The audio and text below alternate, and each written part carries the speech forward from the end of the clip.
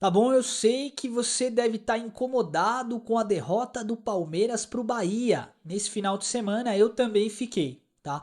Mas tem algumas coisas que a gente precisa abordar aqui no vídeo de hoje, você vai entender aonde eu quero chegar. Precisamos falar de mercado da bola para 2026, que tá uma coisa assim diferenciada, né?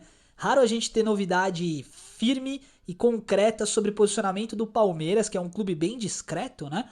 No mercado da bola. Mas eu preciso começar o vídeo de hoje falando da lesão do Lucas Evangelista, que pode passar por uma cirurgia. Cirurgia essa que vem no momento delicado, tá? O Palmeiras conseguiu encaixar o time, né? E por mais que você tenha críticas da atuação do Verdão contra o Bahia, não podemos negar que foi esse o mesmo time que colocou o River Plate de joelhos em pleno Monumental de Núñez, que venceu o Internacional, venceu Fortaleza e tá jogando um bom futebol. Não dá pra negar isso, né? Mas de maneira geral, o Evangelista era um dos pilares dessa equipe, né? E com essa possível cirurgia, nós não deveremos vê-lo mais nessa temporada. Eu tava aqui pensando como isso vai ser prejudicial para o Palmeiras, porque de maneira geral, o Evangelista era o jogador que carregava piano no time, né? O Aníbal Moreno fazia uma marcação, faz uma marcação fantástica, né? Mas nós temos opções para substituir o Aníbal, por exemplo, o próprio Emiliano Martinez, né, que pode fazer essa função. Agora, para substituir o Evangelista, eu não sei o que o Palmeiras vai fazer. O que a gente está ouvindo de bastidor é que o Andréas Pereira seria recuado para essa função de box to box, né?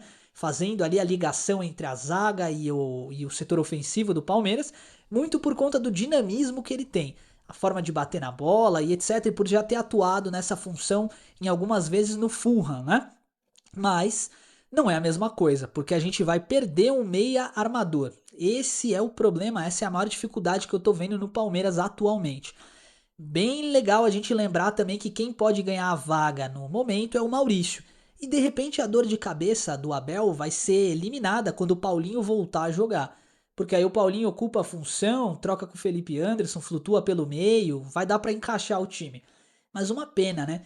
Eu fiquei muito chateado porque eu tava muito feliz com esse retorno do Evangelista. Pra mim, cara, ele tava jogando muito. Não sei se você concorda, deixa aí nos comentários a sua opinião. Mas pra mim esse time tava passando muito pelos pés do Lucas Evangelista e olha quem diria, né? Eu fui um dos críticos, eu não tenho medo de falar não ao futebol do Evangelista. Reclamei porque achava que quando o Richard Rios foi vendido, o Palmeiras tinha que ter trazido uma peça à altura, né? E olha que coisa, né? Tava errado. O Evangelista tinha a bola, tem bola e vai fazer falta nesse meio-campo do Palmeiras. É válido lembrar que a diretoria do Palmeiras e a equipe médica têm uma estratégia muito bem definida quando o quesito é prazo de recuperação.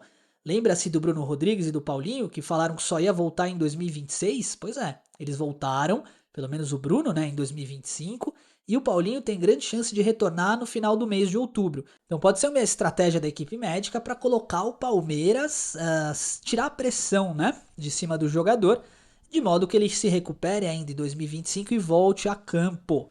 Precisamos do evangelista, viu? Engraçado eu falar isso. Não imaginava que eu ia falar isso em algum vídeo. Legal.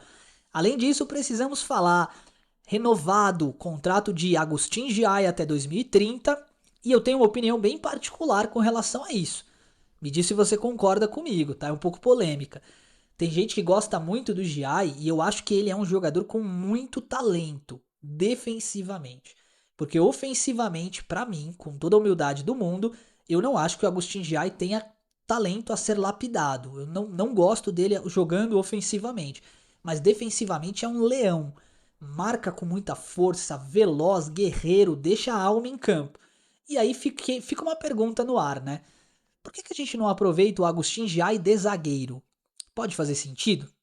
Ah, mas eu acho que zagueiro não. Tão como volante. Pode fazer sentido?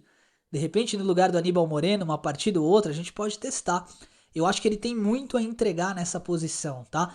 Lembrem-se do Sérgio Ramos. Sérgio Ramos era lateral esquerdo, tá? Quando o Luxemburgo coloca ele de zagueiro no Real Madrid, simplesmente surgiu um dos melhores zagueiros espanhóis daquela época, né? O Giai pode muito bem ocupar essa função, por que não? E além do Agustin Giai ter renovado o contrato com o Palmeiras, há rumores de que a multa que o Verdão colocou para a saída do jogador, né, fora do contrato, é de 100 milhões de dólares. Você não me entendeu mal, tô falando que dá 534 mais ou menos, né? 534 milhões de reais. Ninguém vai pagar isso, é óbvio, né? Mas é um valor absurdo, sinal de que o Palmeiras acredita no potencial do jogador.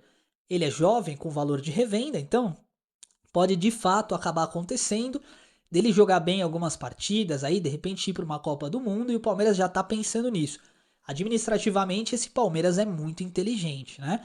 Renova com o Flaco, renova com o Giai, em breve provavelmente teremos renovação com outros jogadores também, né?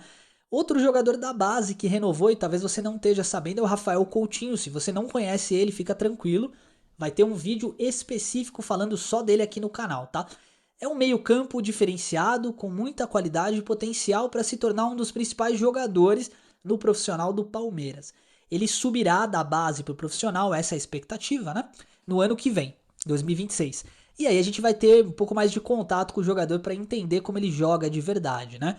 Lembrando que Luigi, por exemplo, que é um menino da base, né, que subiu para o profissional, hoje ele é tido como o principal jogador da seleção sub-20, tá? Ele junto com o Eric Belé estão na Copa do Mundo lá. Vão para a Copa do Mundo, né? Sub-20. Então assim, pode ser que esse garoto tenha realmente um talento diferenciado, mas precisa subir pro profissional e jogar. Porque o Luigi do sub-20 não é o Luigi do profissional, não chega nem perto, né? Precisamos dar bagagem e rodagem para esses jogadores para que eles assumam um papel de titularidade de repente no futuro, né? E aí, antes da gente finalizar o vídeo com o mercado da bola, eu quero te colocar uma indagação, tá? O que você acha do Abel Ferreira no Palmeiras? Você vai entender por que eu tô falando isso, né? Uma das trends que mais subiu, que mais tem se falado, é a respeito da saída do Abel Ferreira. Então tem muito torcedor do Palmeiras que tá de saco cheio do Abel. E aí eu quero te convidar a uma reflexão, me diz a sua opinião aí. Pra mim o Abel é o maior técnico da história do Palmeiras. Cara, ele ganhou 2 Libertadores.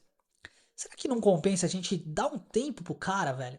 Porque eu fiquei com isso na cabeça, sabe? Pô, o Palmeiras ganha, a torcida coloca o Palmeiras num patamar elevadíssimo de clube europeu, né? Quantas notícias você não viu aí quando o Palmeiras bateu no River Plate? Ah, é time de Champions, ah... E aí quando o Palmeiras perde, cara, parece que ninguém vale nada, né? Você reparou como o ser humano é imediatista? É zoado isso. Porque o cara tá entregando a alma dele ali, tá ligado? Ele tá fazendo o melhor que ele pode e... Cara, não tem como ganhar sempre, né? Eu acho isso muito esquisito. O Rogério Ceni deu uma declaração recentemente, né? Criticando a postura do Abel. O Abel reclamou do gramado da Arena Fonte Nova, com razão, né? Após o jogo. O gramado tava horrível. Mas o gramado é o mesmo para os dois times, tá? Isso não é uma desculpa, não. E o Rogério Ceni disse que, porque o Palmeiras tem gramado sintético, não pode reclamar disso. Cara, 2 jogadores do Palmeiras se lesionaram. O Palmeiras tem que reclamar sim. Porque se o Rogério tem uma reclamação, né, para fazer contra o gramado sintético, faça a CBF. E a CBF vai consultar a FIFA. A FIFA fala que é permitido, pô. Agora, diferente é você ter um gramado ruim. Um gramado que causa lesão nos jogadores, né? Então o Rogério Ceni é chato pra caramba também, na minha opinião. Cara, não tem que peitar isso aí não, tá bom? E para finalizar o vídeo, vamos falar de mercado da bola. O que o Palmeiras está preparando, tá? Vamos falar o que a gente tem de novidade aqui, de notícia. Muita gente tem falado de Gerson, tá? Então eu já vou começar esse trecho aqui falando do Gerson. Não, o Gerson não vem pro Palmeiras, tá? A informação que a gente tem é que ele não voltará pro Brasil. E se porventura, durante o ano de 2026, retornar pro Palmeiras, desculpa, pro Brasil, não será pro Palmeiras, tá? Então esse é o primeiro ponto que eu quero alocar aqui para vocês. Segunda coisa que o pessoal tem falado é sobre Gabriel Jesus. Vamos ser honestos e transparentes aqui também.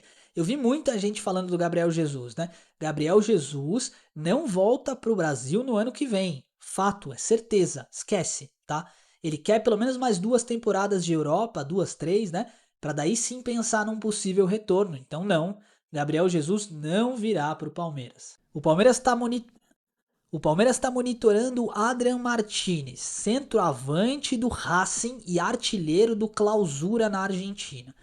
Esse nome interessa e agrada à comissão, né, técnica do Palmeiras. É um jogador com nível, tá? São 11 partidas e 9 gols e é uma opção. As negociações ainda estão bem iniciais, tá? Ainda pode não acontecer absolutamente nada. Mas o Palmeiras gosta do perfil e tem nesse jogador um interesse, tá? Com o meio-campo Marcel Ruiz, que você já deve ter acompanhado toda a novela que aconteceu nessa temporada, né, de negociações. E é claro, pode acontecer uma postura do Palmeiras no começo do ano, um investimento para tentar trazer o mexicano, mas também não é certeza, tá? Então assim, o Palmeiras tem dois nomes que interessam para janeiro, e isso tudo vai depender, é claro, do final de ano do Verdão. Se o Palmeiras não ganhar nenhum título, cara, provavelmente vai ter uma virada de chave. Pode anotar o que eu tô falando no quesito contratação. O Palmeiras vai trazer alguém de peso.